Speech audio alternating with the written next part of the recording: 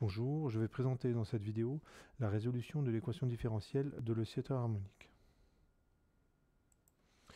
Donc la voici, c'est x secondes plus oméga 0 carré x égale 0. Donc ce genre d'équation, on pourrait l'obtenir dans un exercice sur le masse-ressort, en prenant soin de choisir convenablement l'origine du repère pour qu'il n'y ait pas de second membre, qu'il soit égal à 0. Pour la résolution de cette équatif, donc je vais procéder en 3 étapes. La première, c'est que je vais trouver assez rapidement des solutions. Ensuite, je vais réécrire ces solutions sous une forme où elles ont plus de sens physique, puisque la première forme, vous allez voir, est pas très parlante quand on l'a écrit. Et la dernière étape, c'est je vais montrer qu'on a bien toutes les solutions, c'est-à-dire qu'on n'en a oublié aucune. Donc je vais commencer par la première étape. Je vais partir d'un candidat. Donc la façon de trouver les solutions, c'est pas un raisonnement qui me mène à la solution, c'est plutôt je propose une solution et puis je regarde si ça marche ou pas. Donc le candidat que je vais tester est le suivant. C'est une constante exponentielle r fois t. Donc quand on fait ce choix-là, on se rend compte que ce choix est vraiment judicieux. A et R peuvent être complexes, donc je travaille dans le corps des complexes, et heureusement l'exponentielle garde toutes ses bonnes propriétés. Lorsque je dérive, donc mon idée, c'est une fois que j'ai posé ce candidat, c'est je vais dériver 2 fois et réinjecter dans l'équation différentielle et puis regarder ce que ça donne. Ça fait AR exponentielle R fois T. Donc la dérivée de l'exponentielle est très simple. En fait, il y a le R qui passe devant parce qu'il est en facteur du temps. C'est les dérivées composées qui me disent ça. Ensuite, je dérive une seconde fois et il y a un autre R qui sort de l'exponentielle, ce qui fait que j'arrive à cette expression. Et je vais réinjecter le x seconde là-dedans et le x ici. Alors ça donne quoi? Une fois que j'ai injecté le x seconde et x, donc on réinjecte, ça fait r carré a exponentielle r fois t. Donc ça c'est x seconde, plus oméga 0 carré, je remplace x, r fois t, et tout ça est nul. Donc là on reconnaît x seconde, qui est ici, et ici on a x. Et ce qu'on peut faire tout de suite, c'est une simplification. En effet, donc là c'est très rapide. Je vois que je peux simplifier le grand A et ainsi que l'exponentielle r de t. Alors pourquoi j'ai le droit, pourquoi je le fais aussi rapidement? Donc pour bien faire, il faudrait que je mette A en facteur, ce qui fait que j'ai un produit. A fois quelque chose égale 0.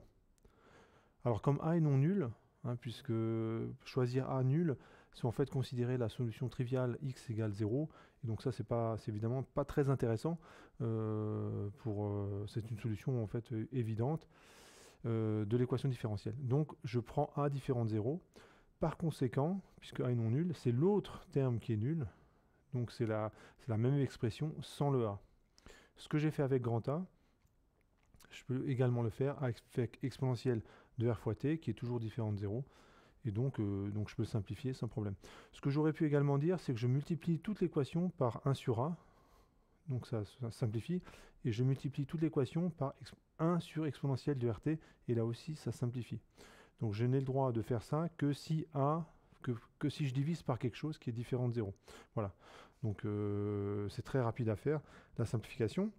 Et quand je continue mon petit calcul, je vais prendre le stylo vert, j'obtiens l'équation, donc ça c'est bien simplifié, r carré plus oméga 0 carré égale à 0. Donc, et les solutions de cette équation, je vais les écrire ici, c'est R1 égale I oméga 0 et R2 égale moins I oméga 0. Alors comment je fais apparaître ces solutions? Là je détaille pas trop. Le R carré, ça vaut moins oméga 0 carré. Oméga 0, dans l'équation différentielle de l'oscillateur harmonique, c'est un réel du coup positif, puisque c'est oméga 0 au carré. Donc, R carré est négatif. Quand je prends la racine, je fais apparaître le complexe I dont le carré vaut moins 1. Et vous avez deux solutions, hein, plus I oméga 0 et moins I oméga 0. Donc là, je vous laisse faire le petit détail des calculs, c'est pas très compliqué.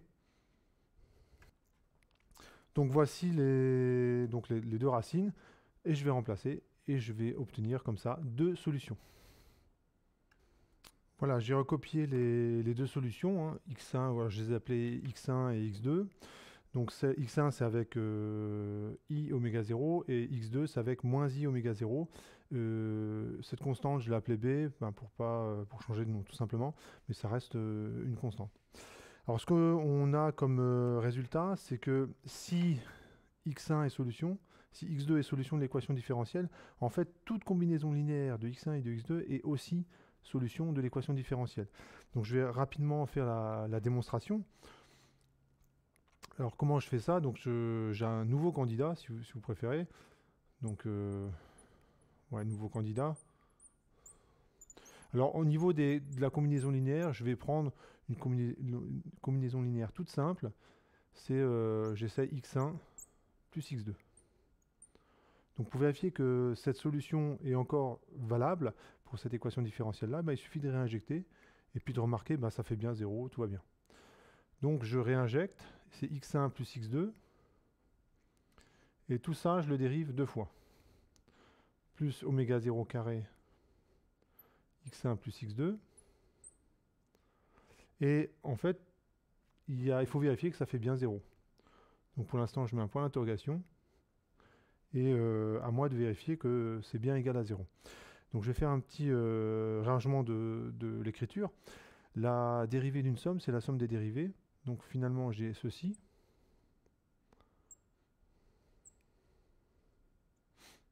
Plus oméga 0 carré. Là, je distribue le oméga 0 carré dans la parenthèse. J'obtiens ceci. Ça fait 0. Et quand on regarde bien, je vais faire avec ceci. Si je regarde ces deux termes-là, je regarde que cette partie de l'expression, ça fait 0. Pourquoi? Parce que x1 est solution de l'équation différentielle, donc ça doit faire 0. Et je peux faire exactement la même chose avec le terme, avec ce qui reste en fait. Ça fait aussi 0 parce que x2 est solution de l'équation différentielle. Donc ça fait bien 0. Et donc, voilà, ça fait 0. Donc x1 plus x2 est solution de mon équation différentielle. Alors ça m'arrange parce que en fait, plutôt que d'écrire deux solutions comme ça, je vais écrire la solution a exponentielle i oméga 0t plus b exponentielle moins i oméga 0t. Voilà, donc la solution, je l'écris comme ça. J'additionne les deux termes.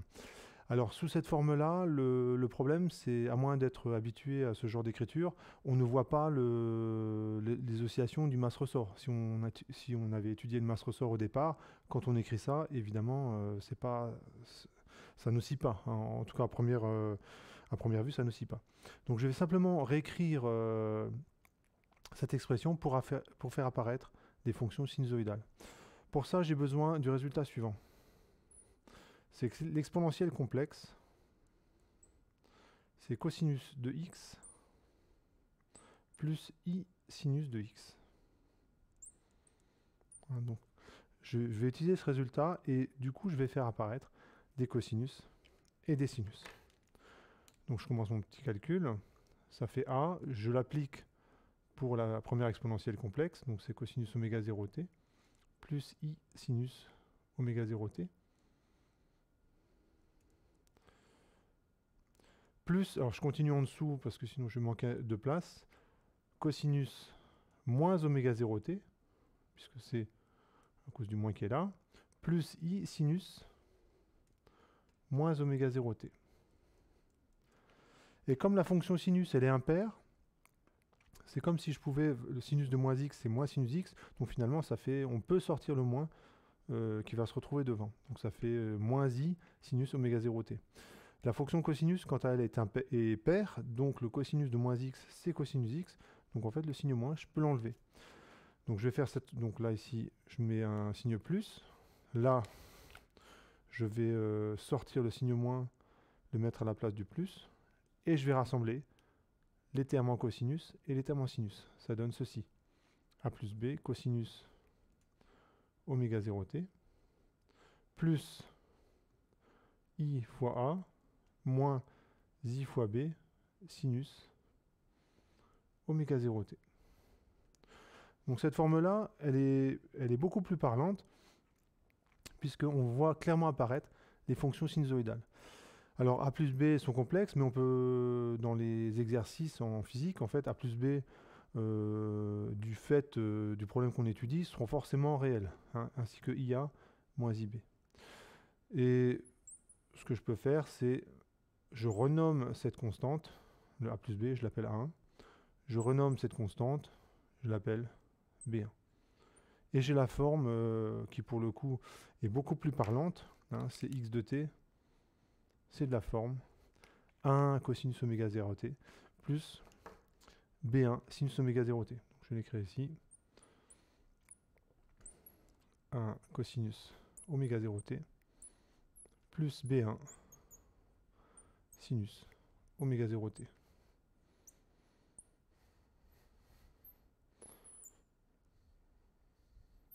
Voilà. Donc ce résultat-là, c'est celui qu'on avait admis dans les exercices. Donc on l'avait écrit directement, mais ça vient de là en fait, hein. Il y a toute une démarche pour arriver à ce résultat. Donc maintenant, là, j'arrive à la dernière étape. Donc ce qui n'est pas... on peut s'arrêter là en fait, hein. Déjà, on peut être content d'avoir trouvé des solutions. Et dans la dernière étape, je montre qu'en fait, on les a toutes, qu'il n'y en a pas d'autres. Voilà, j'arrive à la dernière étape. Et la solution, je vais la chercher sous cette forme-là. Donc c'est candidat numéro 2.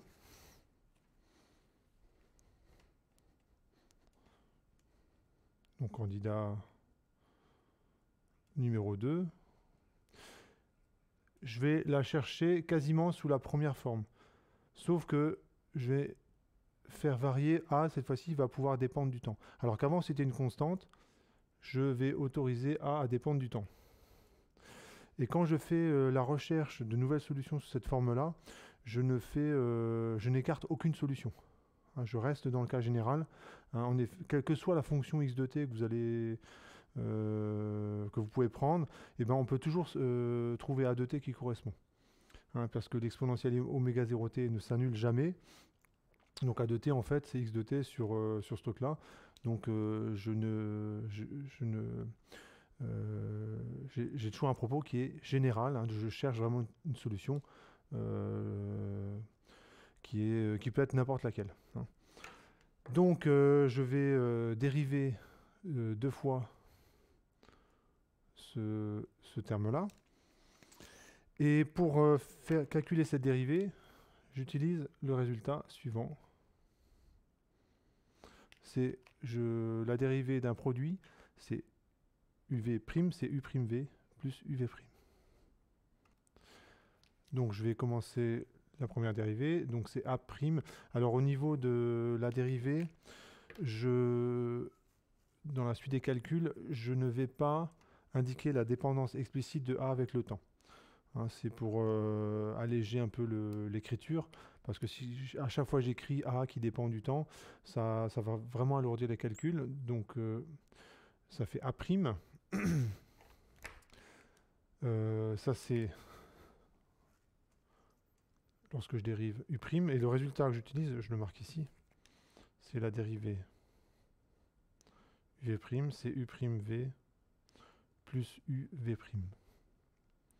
C'est le résultat que je vais utiliser. Donc ça donne A', exponentielle I oméga 0t.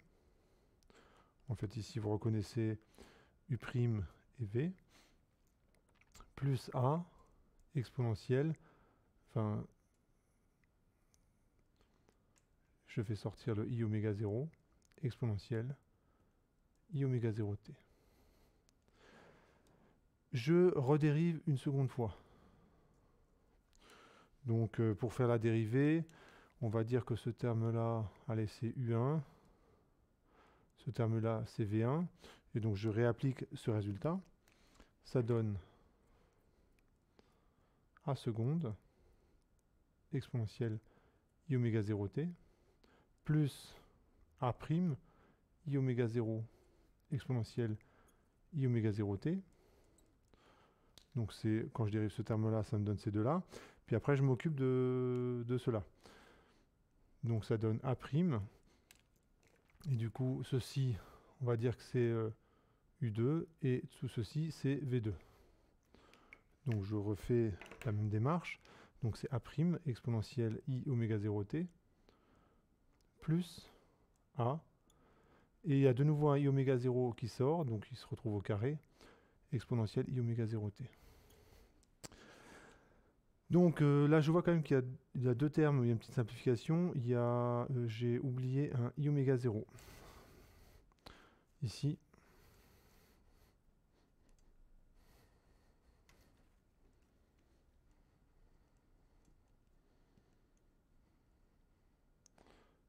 A' I oméga 0.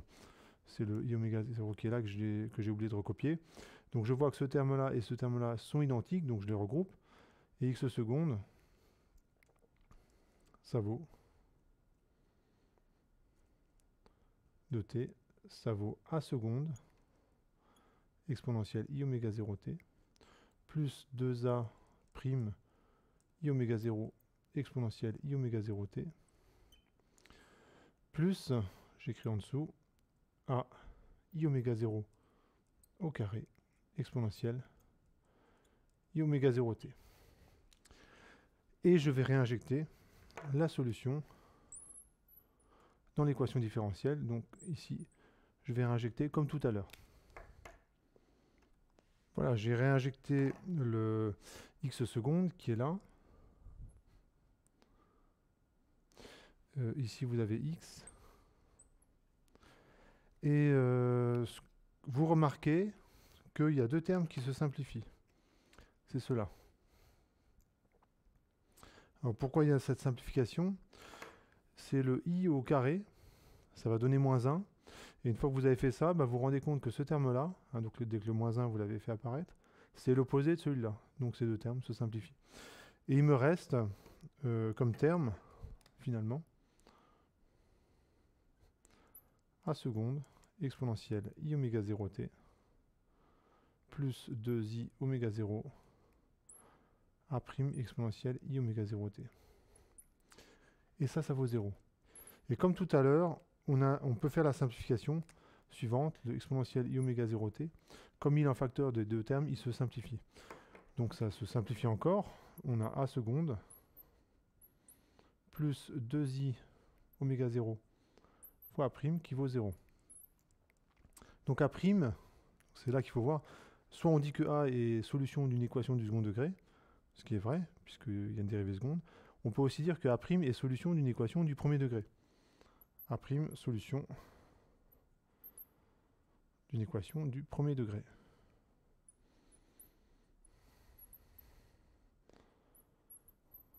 Différentiel d'ordre 1.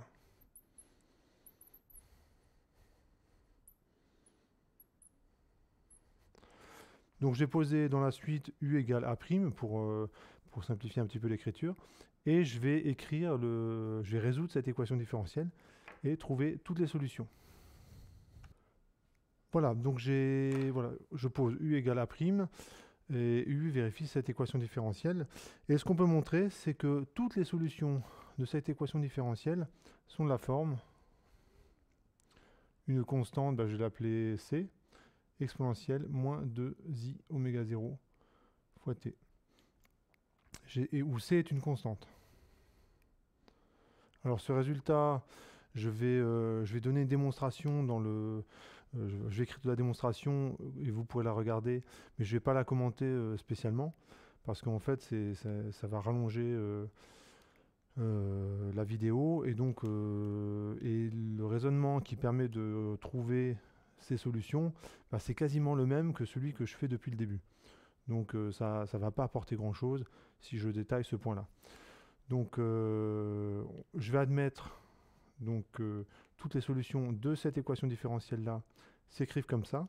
Et une fois que j'ai, comme je me souviens que ça c'est A' de t, en fait je peux en déduire l'expression de A de t en prenant une primitive, et ça fait c sur moins 2i oméga 0 exponentielle moins 2i oméga 0 fois t, plus une constante que j'appelle d. Effectivement, quand vous redérivez, vous arrivez à cette expression-là. Et cette constante-là, je l'appelle C1, pour éviter, après tout, je troque une constante pour une autre. Et une fois que j'ai l'expression de A de t, je me souviens que mon candidat, c'était A de t fois exponentielle i oméga 0 t. Je vais remplacer, et puis je verrai si j'ai une nouvelle solution ou pas. Voilà, j'ai fait la démonstration de l'existence et l'unicité de la solution de l'équation différentielle qui est là. Donc j'essaie un candidat comme tout à l'heure, je réinjecte, je vois que ça marche, à condition d'écrire comme ça. Je fais comme tout à l'heure, je recherche un nouveau candidat en faisant varier la constante, je dérive, je réinjecte, et je remarque que tout se simplifie bien, et je trouve que la dérivée, C', ça vaut 0. Donc c'est bien une constante. Donc ça prouve l'unicité, que toutes les solutions s'écrivent comme cela. Donc je vais pouvoir réinjecter l'expression de A que j'ai trouvée tout à l'heure et voir qu'effectivement on les a toutes les solutions. Voilà, je vous rappelle où on est arrivé. Donc le candidat, je l'ai cherché comme ça. Après, ce que j'ai trouvé, c'est ceci, pour l'expression de A de t. Je vais réinjecter dans l'expression de x de t. Ça donne donc C1 exponentielle moins 2i oméga 0 t plus d fois exponentielle i oméga 0 t. Quand on développe, ça fait C1. Alors je vais le faire dans une étape. Lorsque je distribue cette exponentielle là, dans la parenthèse, on a un produit de deux exponentielles. Et l'exponentielle a fois exponentielle b, en fait, ça revient à additionner les exposants. Et quand j'additionne les exposants, ce qui va me rester, c'est ça. C'est moins i oméga 0 fois t, plus d exponentielle i oméga 0 t. Donc ce que ça veut dire, c'est en cherchant d'autres solutions, en fait, je suis tombé sur des solutions que j'avais déjà. J'en ai pas trouvé d'autres. Donc ça montre que toutes les solutions que j'ai trouvées en premier, en fait, c'est les premières, je les ai trouvées assez rapidement. En fait, il y en a pas d'autres. Et donc ça achève cette résolution de l'équation différentielle de l'oscillateur harmonique. Donc je vais faire un tableau résumé de tout ce qu'on a fait. Voilà, pour conclure cette vidéo, donc l'équation différentielle, c'est celle de l'oscillateur harmonique. On a trouvé des solutions qu'on peut écrire sous deux formes différentes. En physique, on aime bien cette forme-là parce qu'on voit tout de suite les oscillations du système. Et on montre que, en fait, on les a toutes ces solutions, il n'y en a pas d'autres que celle-là. Voilà pour cette vidéo.